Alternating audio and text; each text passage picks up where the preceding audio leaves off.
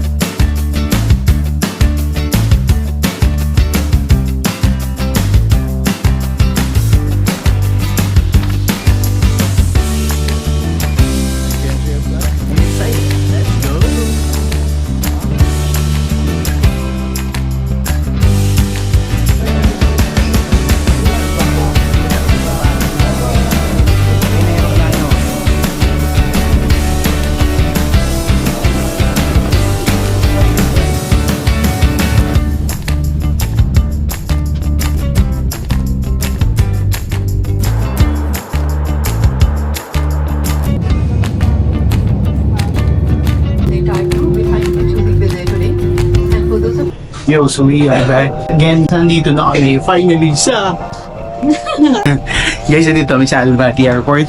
Nakakalabas lang namin ng aeroplano. And you guys, welcome. O ba? Yan lang yan. After a smooth flight, finally, nandito na kami sa Almaty, Kazakhstan. Parang so real stepping off the plane and entering this new world. So we're here na sa may immigration. And balikan ko namin kayo. Unlimited. Adiba. Sa Alpin 5G. Ano kami ng SIM card? Yes. 25 GB. 6,000 thing eh. Thank you. Ano kami ng SIM card? Parang nagamit kami sa buong tour namin. So guys, nakalabas na kami ng airport. Naghihintay kami ng taxi. Yung ina-anticipate namin na mainit dahil syempre summer na. Pero hindi pala. Mas malamig pa sa labas kaysa sa loob. Bakit ang background mo? Airport ba yan? Anong ano? Gray Toyota Camry. Anong number? Ito, 502. 502.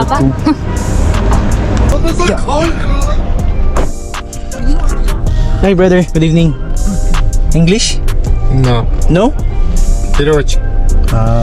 Google переводчик. Короче. Your name? Ербол. Yerbot. Ага. Oo nga. So guys, nakasakay na kami. Nag-book kami ng taxi ba? Yan. Yandex.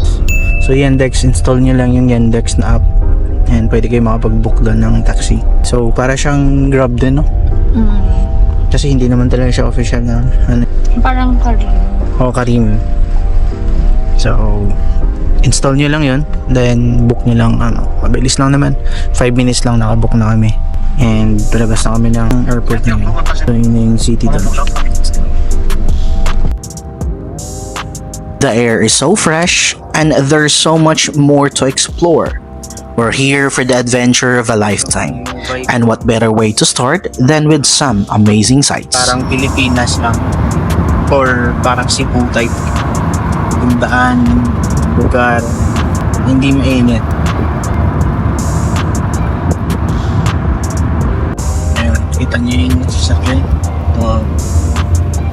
Bungi-bungi na. Yung bus nila.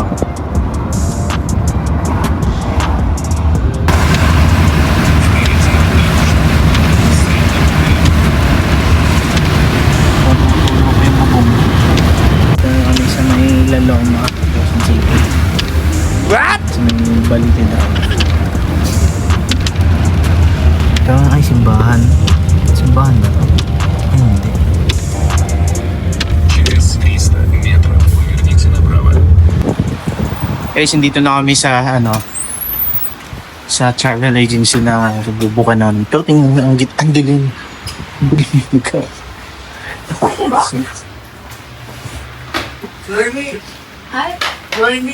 Yeah. Which phone? 418. This 41.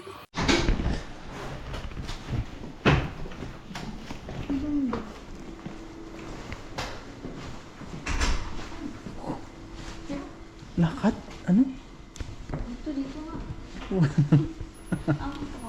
Guys, ito yung expect nyo dito sa Almaty Huwag kayong mag-assume na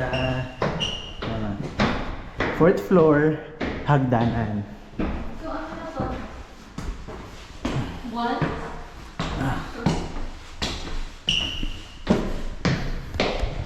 Ay, grabe. Tapos tingin nyo yung dala ko.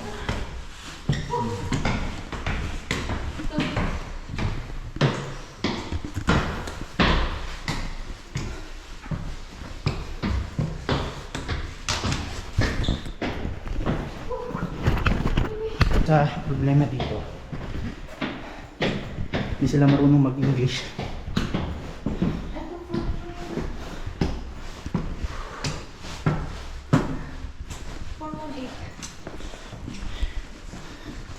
Ang pinuntahan namin ngayon dito is ang travel agency lang. Travel tour para bukas. Join me.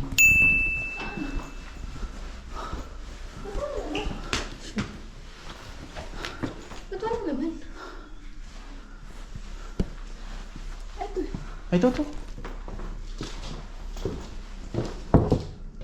Ito. Hi, good evening. Join me.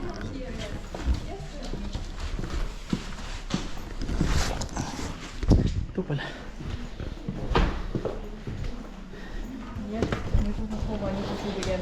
Hi. Hi.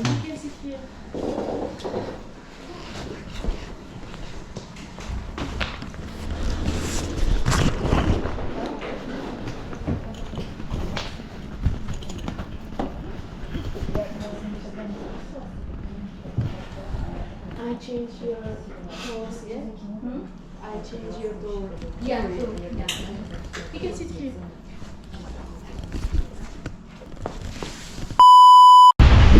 So ayun, nakapag-book na kami ng tour para bukas. At tingnan nyo yung building nila, office nila. Mukhang hindi off. Parang hindi office. Hindi lim pa ng daan ng kalsada. Yan, so guys, nakasakay na kami ng taxi. Nag-book ulit kami. Papunta na sa bahay. Sina, hindi lim. Ha? Dito.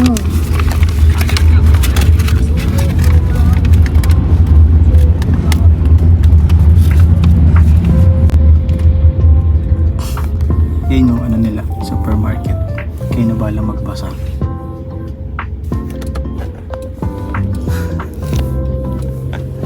And ayun yung ano nila, parang metro train, MRT nila. Asan? Ayan, tingnan mo yung bubong. Naka-cable yan. Naka-connect sa cable. Ayun, sa bubong na. Yan, blue.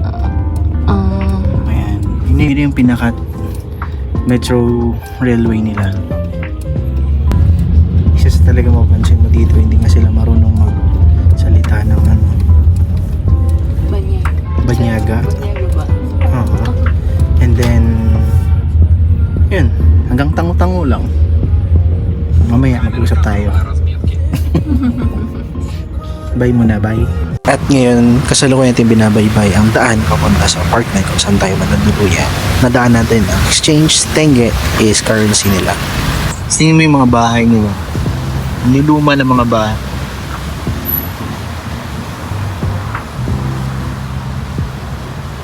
Mas walang ilaw. Or siguro mas malayo lang kami sa sentro kasi hindi pala siya ang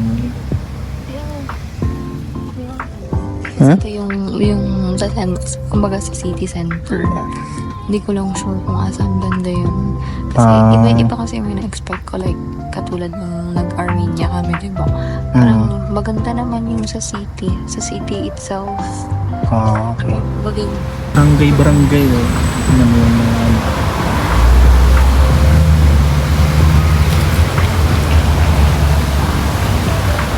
Though, puro sila mga punong kahoy.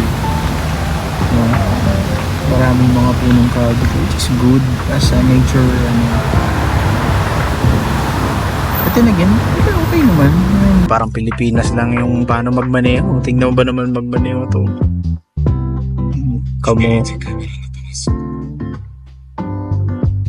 Kamote din eh.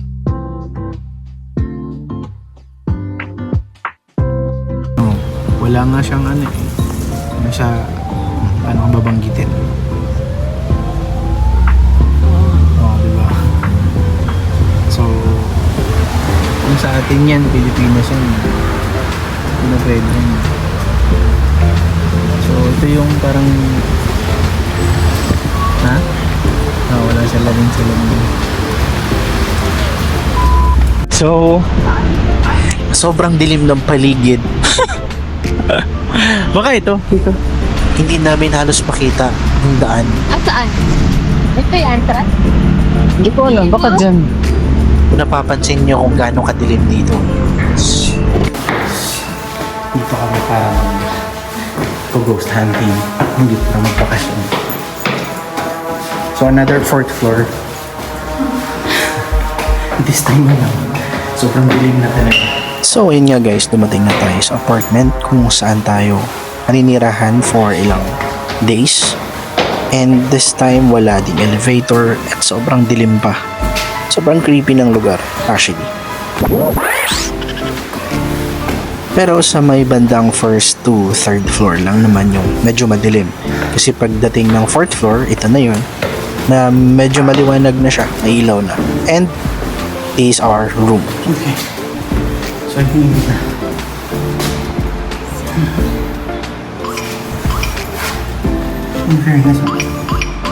Isa sa hindi namin in-expect na advance na yung lock niya. And of course, kung gaano kaganda yung loob ng room. Okay.